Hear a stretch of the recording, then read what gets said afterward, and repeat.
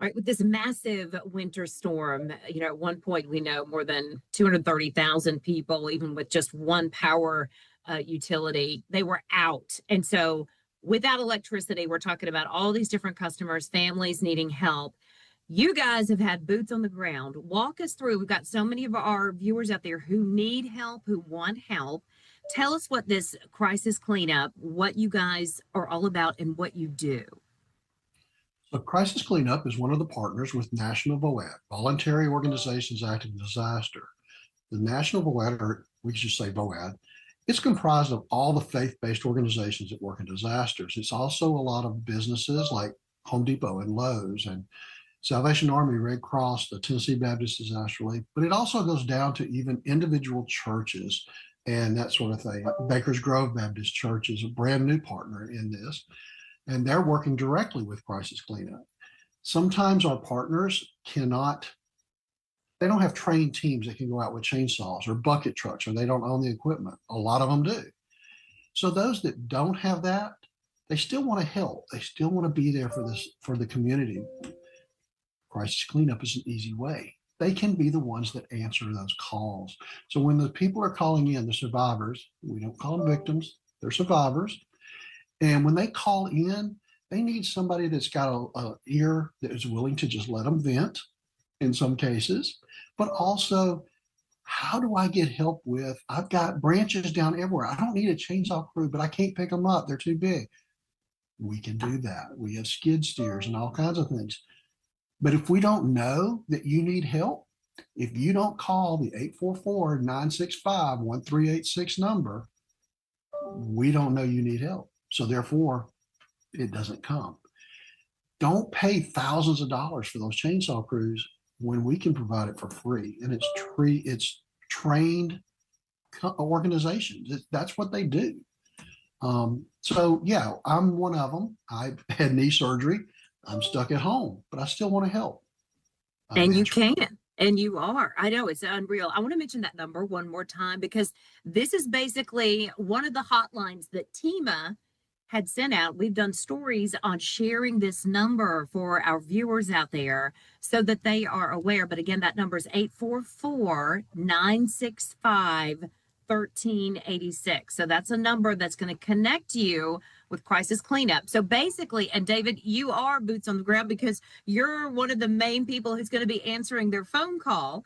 So let's just walk our viewers, okay, step by step, how this works. So let's say I've got an issue. Maybe I've got a tree that's, fallen in over my front door, my entryway or my driveway, and I need help. I can't, pay for whatever.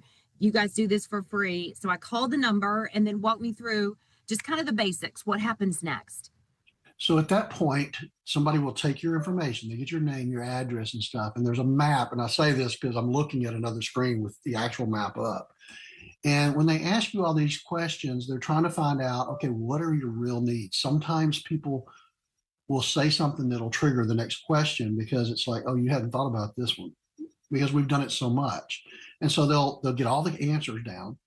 When they hit save, it plots it on this map. And like if you're needing just debris removal, then it puts a little trash can on there on your address. Or if it's trees that you need a chainsaw crew, it puts a little tree. It looks like a little Christmas tree.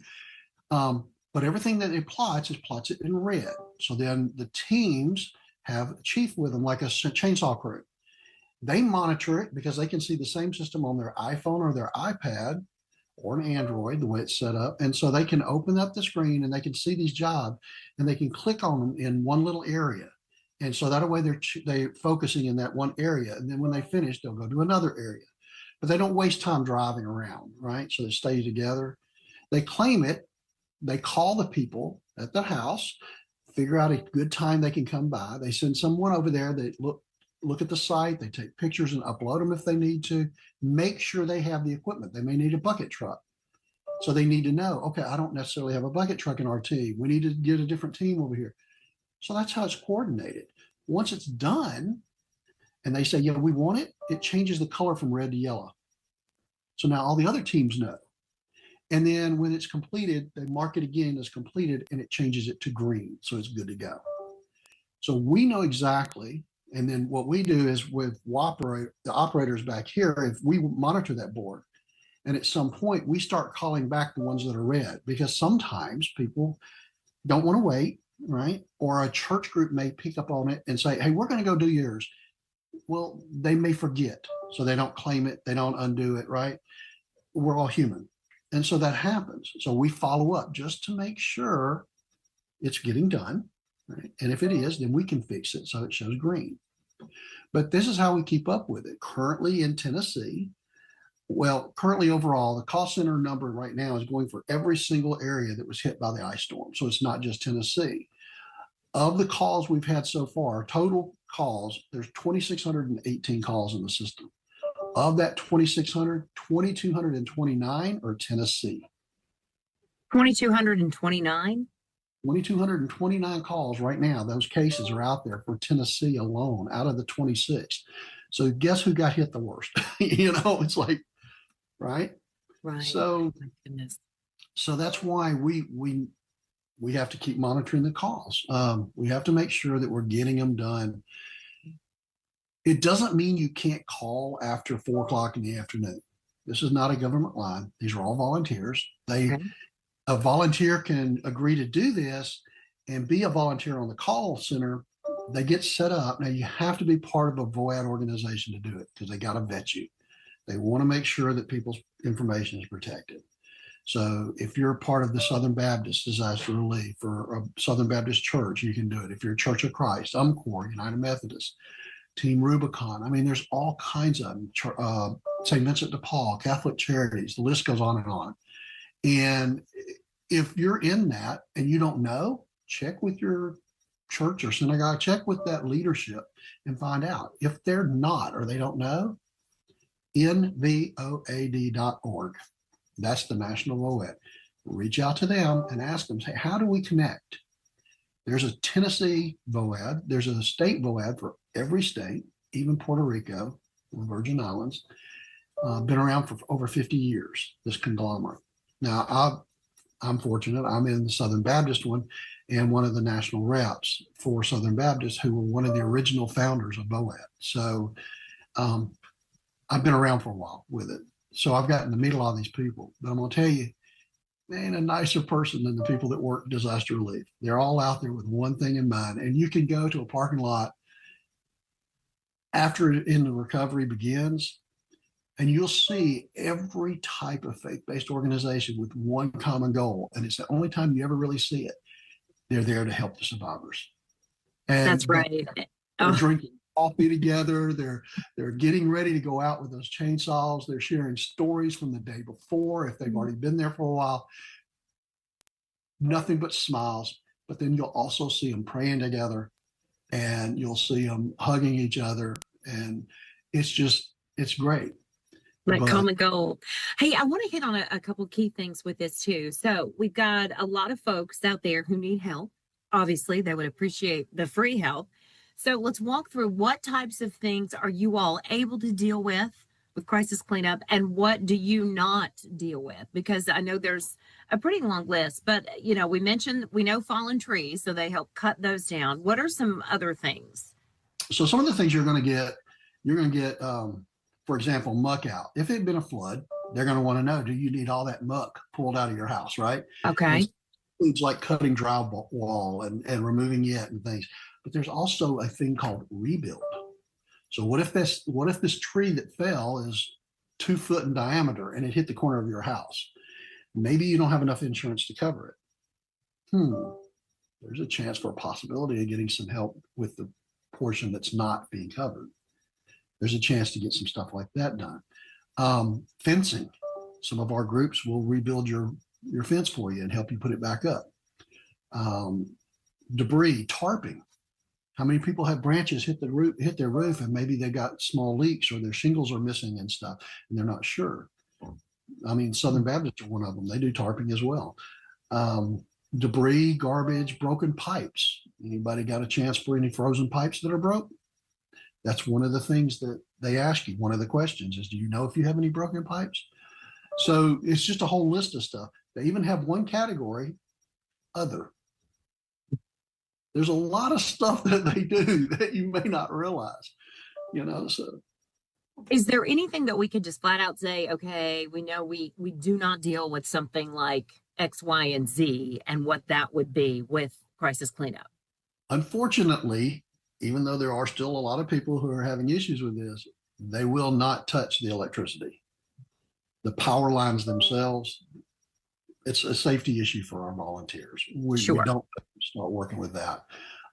People they'll call sometimes and say, well, the tree is across the power lines. Yeah, it's going to stay there until NES comes. Because we can't put our volunteers at risk. I mean, not for something like that, because we don't know if it's still hot or not. We don't have any idea. So they won't let them do that. But no, pretty much if you need help with something, they're going to try to figure out a way to make it work. It's just that one, they're going to report it in and try to let them come and take care of it.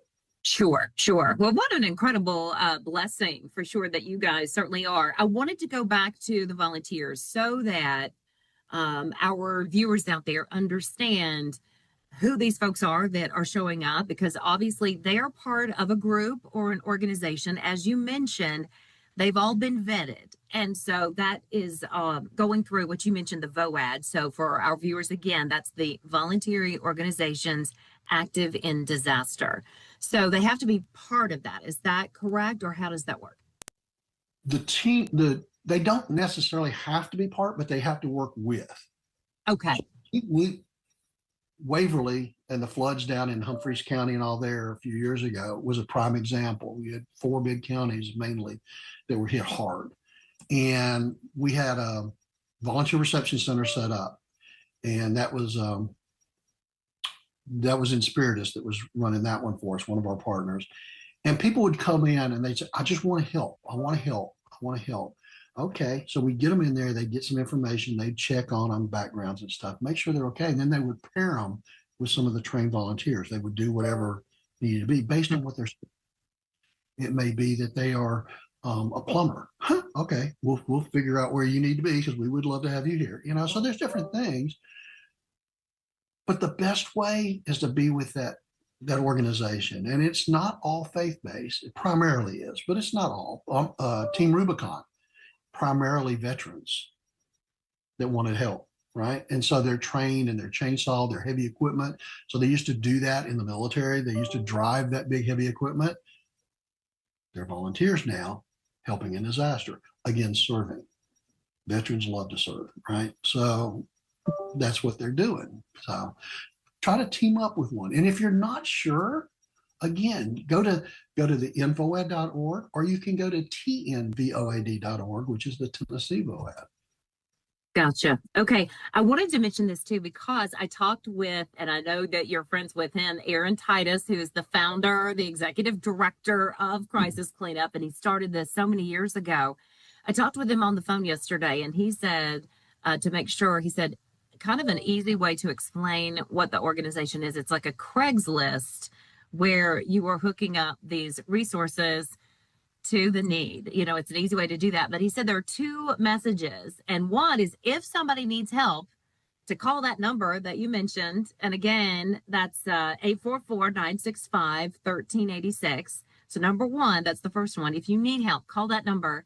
But number 2, if you want to help, as you've been mentioning, David, he said, if you want to help, it ideally needs to be with a group, with an organization, but go to the crisiscleanup.org site and you can sign up and get started. That's the best way to get going as far as helping on that end. So that's wonderful.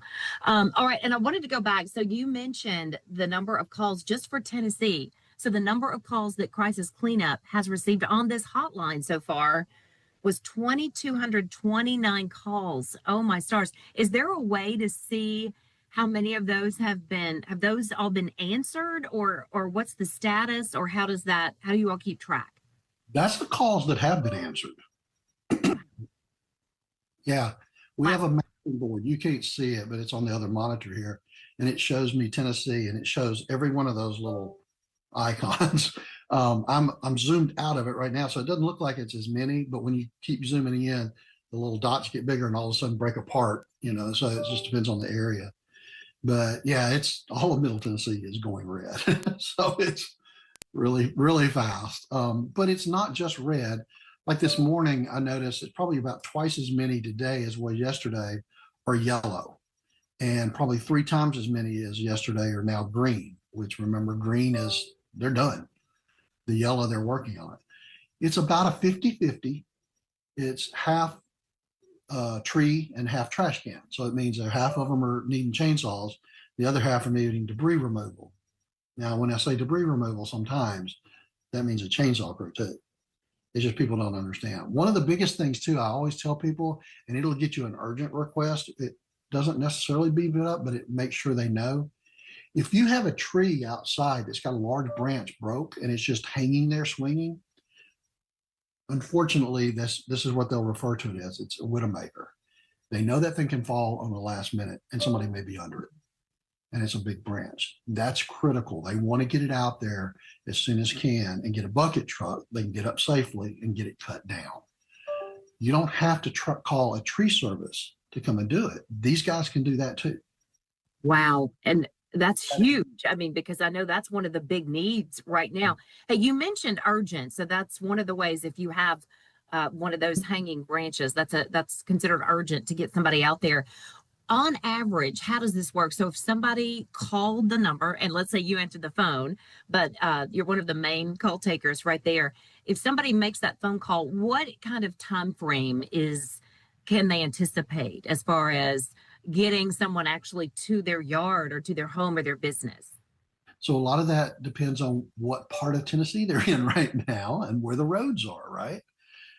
These are still just volunteers. It's still just people. And if you can't get out, what does that tell you about our teams getting in? You know, they can't either. So as the roads clear, you see more and more happening. Currently, I see a lot of Hermitage, Donaldson, Mount Juliet getting a lot of response right now. I see some of it over, there's a lot of green scattered everywhere. So that means a lot of them are being worked other places and completed as well. It's just, again, it's the roads. I mean, we have to be able to get in there. The flip side to that is if any of the viewers are in one of these faith-based groups and you think you might have a team that's working, a team that's a chainsaw crew or something like that, debris removal, they might be VOAD. You might want to check crisis cleanup, because if your people are not claiming these jobs, but you're working them, we're not getting a true picture. I'm sending people and trying to go to places that you've already done, and that's just wasting the resource. So then we have to start, team has to start over and find another site. So we need the organizations that if you're out there working, you need to let somebody know so that we can make sure we're not duplicating efforts. This is the coordination piece. Like you said, TEMA, the state EMAs are membership. They are members of VOAD in every state. And that's why, it's because this is the coordination piece that they all like to use. They know everybody can see it.